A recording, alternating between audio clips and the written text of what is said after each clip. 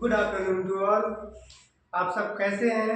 बहुत अच्छे होंगे और आप लोग बोर्ड की तैयारी बहुत ही जोर शोर के साथ कर रहे होंगे क्योंकि आपका एग्ज़ाम बहुत ही निकट है। तो आज हम पढ़ने वाले हैं हाइट एंड डिस्टेंस का कुछ सिलेक्टिव क्वेश्चन, कुछ चुनिंदा क्वेश्चन को सॉल्व करेंगे जो आपको परीक्षा में सॉल्व करने में, उसे बनाने में बिल्कुल आसानी मिलेगा। क्योंकि आप पूरे बुक को पढ़ने का समय नहीं है। अब तो आपको वैसे क्वेश्चन को पढ़ना है जो आपको डिफिकल्ट लेवल के हो और जिसमें आप फंसते हैं। तो चलिए अब हम लोग बनाने वाले हैं। एक क्वेश्चन है एक्सरसाइज 9.1 का 12 नंबर का क्वेश्चन। एक क्या है?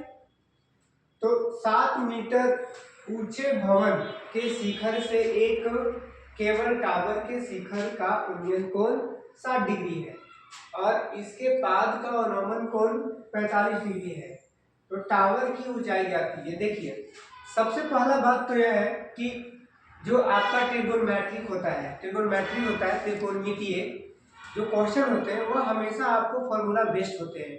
जब तक आपको ट्रिगोनोमेट्रिक फंक्शन का फॉर्मूला नहीं याद हो तो आप इन सभी क्वेश्चन को नहीं बना सकते, नहीं सॉल्व कर सकते हैं। तो अब हम बात करते हैं इसमें कि 7 मीटर ऊंचे भवन। तो सबसे पहले हमको क्या करना है कि स्टेप बाय स्टेप पढ़ना है, ये नहीं कि हड़बड़ से पढ़ देना है लबेलवा जैसा कि पूरा यहाँ से उठाया और यहाँ तक बंद कर दिया, पता चला कि हमको कुछ भी समझ में नहीं आया, बस रटा रटाया उस क्वेश्चन को सॉल्व कर दिए। तो वैसे करने से बेहतर है, मैं आपको बता रहा हूँ एक बहुत अच्छा तरीका कि सबसे पहले करना है क्या कि आपको जितना बोल रहा पहले उतने पर क्या करना है। तो 7 मीटर ऊंचे भवन। अब हम क्या करेंगे कि सबसे पहले मैं भवन बनाऊंगा। तो भवन कैसे बनेगा भाई? तो मान लीजिए कि ए आपका पृथ्वी है, यानी कि ये आपका नीचे का सेक्शन है क्योंकि आधार है। तो आपको 7 मीटर, तो 7 मीटर मान लेते हैं कि 7 मीटर इधर का है एक कॉलम खड़ा, और क्योंकि घर बनेगा तो भाई दोनों तरफ से कॉलम खड़ा होगा। तो 7-7 मीटर का दोनों कॉलम है, ये भी 7 मीटर का है तो ये भी क्या होगा 7 मीटर का। ऐसे तो आप लोग नहीं देखे हैं कि इधर 7 है और उधर क्या हो गया 10 हो गया। तो अब इसे क्या करते हैं कि हम इसे भवन बना लेते हैं। ये भवन बन गया, ये 7 मीटर ऊंचा भवन बन गया। अब इसका नाम दे देते हैं कुछ।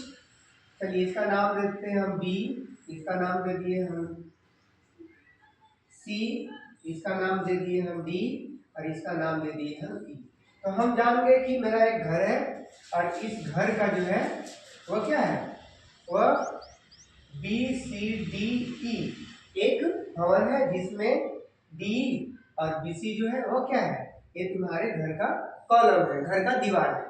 अब बोलता क्या है, तो 7 मीटर ऊंचे भवन के शिखर से एक केवल। तो आप देखेंगे कि भवन का शिखर कहाँ हो सकता है, नीचे हो सकता है? नहीं, नीचे शिखर नहीं होता है। शिखर जब भी क्या होता है, वर्टेक्स ऊपर होता है। तो शिखर जो है, शीर्ष जो है, ये देखिए ये दोनों क्या है, यह सबसे ऊंचा पॉइंट है ऊपर की ओर शिखर। तो बोलता है कि शिखर से एक केवल एक टावर के शिखर का उन्नयन करो। मतलब साफ साफ बात है कि भवन जो है इस पे एक टावर खड़ा है, एक केबल टावर खड़ा है। अब टावर को हम यहाँ पे लिख दिए। अब एक टावर बन गया मेरा, इस टावर का नाम दे दिए हम ए। चलिए ठीक है, ये क्या है आपका टावर और ये आपका क्या है, ये आपका भवन है, भवन। अब बोलता क्या है, इस टावर के शिखर का उन्नयन कोण 60 डिग्री है, यानी कि टावर के शिखर का उन्नयन कोण। अब एक चीज यहाँ पे ध्यान देना है, उन्नयन कोण। तो उन्नयन कोण किसको बोलते हैं? इसे इंग्लिश में बोला जाता है angle of elevation. Angle of elevation यानी कि उन्नयन कोण। और एक होता है एंगल ऑफ डिप्रेशन। इसे बोलते हैं हम लोग अवनमन कोण। अब ये दोनों में अंतर क्या है? तो एंगल को दो पार्ट बच गया त्रिकोणमिति में दो पार्ट्स, एक एंगल ऑफ इलिवेशन और हिंदी में यूनियन कोण, और एक एंगल ऑफ डिप्रेशन जिसे हम लोग बोलते हैं अवनमन कोण। अब इसके बारे में थोड़ा सा हम लोग समझ लेते हैं। तो यूनियन कोण क्या होता है? यूनियन कोण होता है कि अगर मान लीजिए कि हम एक क्षैतिज है, ये तो क्षैतिज है ही है, इस क्षैतिज पर मेरा दृष्टि जा रहा है, सीधे ऐसे जा रहा है दृष्टि। अब क्या होता है कि देखते हैं कि टावर है ऊपर, अब हम वस्तु को देखते हैं, ठीक है। तो क्षैतिज और हमारे दृष्टि रेखा के जो बीच का कोण बनता है, आप देख रहे हैं ऊपर की ओर कि टावर पर ए है और एक क्षैतिज है, क्षैतिज और टावर के बीच यहाँ से करा जा रहा है रिलेशन। तो क्षैतिज और टावर के बीच जो कोण बन रहा है, बीच का पार्ट, उसी को बोलते हैं हम लोग यूनियन कोण। मतलब सिंपल से याद रखना है कि हम अगर ऐसे सीधे खड़े हैं और हम ऊपर देख रहे हैं हमारे जहाज की ओर, तो जो ऊपर और जो मेरा आंख से क्षैतिज बन रहा है रेखा किरण, उसके बीच का कोण को हम लोग बोलते हैं यूनियन कोण। तो यूनियन कोण कितना डिग्री है? 60 डिग्री दिया हुआ है। अब हम बात करते हैं अवनमन कोण। इंग्लिश में लिखा है डिप्रेशन। डिप्रेशन का मतलब क्या होता है? नीचे जाना। क्या होता है? डिप्रेशन। वह डिप्रेशन में चला गया। कहने का मतलब क्या है कि डिप्रेशन का मतलब है कि वह नीचे चला गया, उन्नति से अवनति हो गया, उन्नति से अवनति हो गया। अवनति मतलब क्या है? झुकना, नीचे चला गया, यानी कि पॉजिटिव से निगेटिव चला गया। तो सिंपल से याद रखना है, डिप्रेशन का इंग्लिश का मतलब है डिप्रेशन, और डिप्रेशन का मतलब होता है नीचे जाना। तो अब हम क्षैतिज से अगर मान लीजिए कि हम यहाँ पे खड़े हैं, अब ऊपर न देख के हम नीचे देख रहे हैं, तो नीचे देखने के बाद जो मेरा दृष्टि से क्षैतिज गया और जो नीचे से एंगल बना उसके बीच, तो उनको हम लोग बोलते हैं, उसे बोलते हैं हम लोग अवनमन कोण। और यहाँ पे देखिए लिखा हुआ है और इसके पाद का अवनमन कोण 45 डिग्री है। तो इसका पाद का मतलब क्या होगा कि यहाँ इसका नीचे चरण, इसका क्या होगा? इसके चरण से इसका अवनमन कोण कितना है? 45 डिग्री।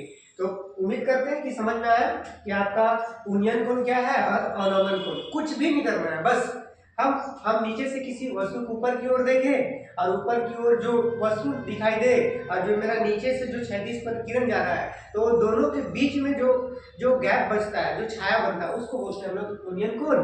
और नीचे से अगर हम यहाँ पे हैं, उससे ऊपर से नीचे की ओर देखें तो वहां पे जो एंगल बनता है उसको बोलते हैं अवनमन कोण। यानी डिप्रेशन का मतलब जो होता है डिप्रेशन में चला गया। अब देखिए इसको बनाते हैं, हम इसको सॉल्व करते हैं। तो सॉल्व करने का तरीका क्या है? देखिए, तो सबसे पहले हमको ज्ञात क्या करना है? तो टावर की ऊंचाई। अब टावर की ऊंचाई ज्ञात करना है भाई। तो टावर तो भवन पर तो नहीं खड़ा होगा, भवन के ऊपर खड़ा हो सकता है, लेकिन हम लोग कहाँ से लेंगे? उसकी टावर को जमीन से लेंगे। तो यहाँ से हमको निकालना होगा ए बी, यानी कि ए बी और बी सी को जोड़ देंगे तो मेरा टावर की ऊंचाई निकल जाएगा। तो सबसे पहले अगर ए नहीं दिया हुआ है तो इसे हम लोग मान लेते हैं कि 1 मीटर है, टावर की ऊंचाई 1 मीटर है। अब देखिए, अब यहाँ पे हम लिख नहीं रहे हैं, बस हम आपको एक बहुत ही संक्षिप्त रूप से इसको बनाने का तरीका बता रहे हैं हम। आप लिख सकते हैं। सबसे पहले तो इसका लिखना होता है कि मान दिया है। अब दिया है क्या क्या है? तो दिया है 7 मीटर एक ऊंचे भवन है, फिर इसके ऊंचे भवन के शिखर से केवल टावर खड़ा है, और इसके ऊपर शिखर से जो है इसके भवन के 5 बिंदु, यानी कि भवन के शिखर से इसका कोणीय कोण 60 डिग्री है, और यहाँ से इसके 5 बिंदु से जो यूनियन कोण है वो 45 डिग्री है। इस प्रकार से आप लिख सकते हैं। अब हम इसको सॉल्व करते हैं। देखिए कैसे सॉल्व करते हैं। क्वेश्चन को पढ़ लिया, अब सॉल्व करते हैं। तो सबसे पहले हमको दो यहाँ पे दिख रहा है, एक यहाँ पे 90 डिग्री का और एक यहाँ पे। तो सबसे पहले चलते हैं, मान लेते हैं माना कि टावर की ऊंचाई, माना कि टावर की ऊंचाई h मीटर, यानी कि h मीटर है। मान लिए कि टावर की ऊंचाई कितना है? h मीटर है। 1 मीटर है, नहीं भी मानते तब भी बन जाता, लेकिन मान लिए भाई नहीं पता है तो मान लिए टावर की ऊंचाई 1 मीटर है। चलिए अब चलते हैं समकोण त्रिभुज शॉर्ट में लिखते हैं, ये त्रिभुज का साइन है, त्रिभुज EDC। अब शूट नहीं कर रहा है, EDC से। अब इससे चलते हैं। अब क्या होता है?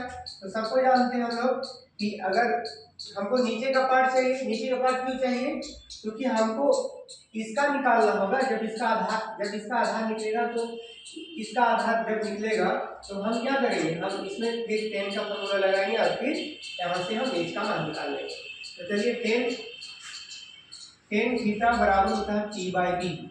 अब पी बाई बी, तो थीटा का मान कितना दिया हुआ है यहाँ पे, थीटा का मान अगर हम बात करते हैं, थीटा बराबर 60 डिग्री, सॉरी थीटा बराबर 45 डिग्री। हम लोग नीचे वाले त्रिभुज में चल रहे हैं, इसमें राइट एंगल। तो अब हम लोग क्या करेंगे, यहाँ पे tan theta equal to p. P कितना है, थीटा के मान हम 60 डिग्री 45 डिग्री रख देते, सॉरी अब 45 डिग्री रख दिए। पी कितना है, पी जो खड़ा है लंब, यानी कि डी या ईडी बोल सकते हैं, डी, और बी कौन है, डीसी या सीडी।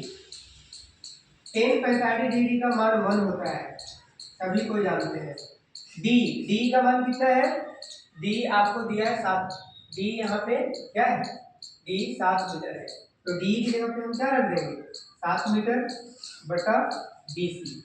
अब डीसी का मान कितना निकल गया, डीसी बराबर, या सीधी भी बोल सकते हैं, सीधी 7 मीटर। अब यहाँ से हमको निकल गया डीसी बराबर 7 मीटर, तो ए कितना है 7 मीटर। अब आप देख रहे हैं कि सीडी और बी क्या है, दोनों पैरेलल है, यानी कि समांतर है। तो जब ये 7 है तो बी क्या होगा 7 मीटर। अब मेरा ए निकल गया। अब पुनः क्या होते हैं, पुनः अब हम चलेंगे, पुनः चलेंगे, किसमें चलेंगे, पुनः समकोण त्रिभुज ए बी ई से। अब ए बी से चलते हैं, तो इसमें भी टेन का फॉर्मूला लगाना है, टेन थीटा बराबर पी बाई बी। हम पी बाई बी बार बार नहीं लिख रहे हैं, लेकिन आप लोग को याद दिलवा रहे हैं कि इसी तरह से आपको लिख के बनाना होगा। तो थीटा इसमें कितना दिया हुआ है, तो थीटा आपको दिया हुआ है 60 डिग्री, ठीक है। चलिए, तो टेन थीटा की जगह पे हम पुट करेंगे 60 डिग्री। पी कितना है, पी उसमें कितना है, ए बी है, और बी क्या है, बी आपका आधार है। तो ए बी का मान भी यहाँ पे आपको दिया हुआ है एच मीटर। तो आप इसको क्या कर सकते हैं, बैठा सकते हैं एच मीटर। टेन 60 डिग्री का मान √3 स्क्वायर रूट 3। ए बी कितना है, एच मीटर। बी कितना है, बी 7 मीटर। चलिए, बी कितना है 7 मीटर। अब यहाँ से हम क्रॉस मल्टीप्लाई करेंगे, ऐसे कुछ नहीं है तो एक है, तो एच मीटर है ना, एच बराबर, हम यहाँ से मीटर को बार बार लिखते हैं, एच बराबर 7√3 मीटर, एच मीटर, सॉरी हाँ, मतलब अब हम क्या किए कि एच बराबर 7√3 मीटर ले लिए हम। तो मेरा क्या निकल गया ये, मेरा ये जो है, यह मेरा निकल गया, जो भवन के ऊपर ए बी है टावर, इसका मेरा निकल गया 7√3 मीटर। अब बोला हमको टावर की ऊंचाई ज्ञात कीजिए, तो मेरे पास स्पेस नहीं है, तो आपको समझ में आया कि किस तरह से हम ये एक बार फिर से रिकॉल कर लेते हैं।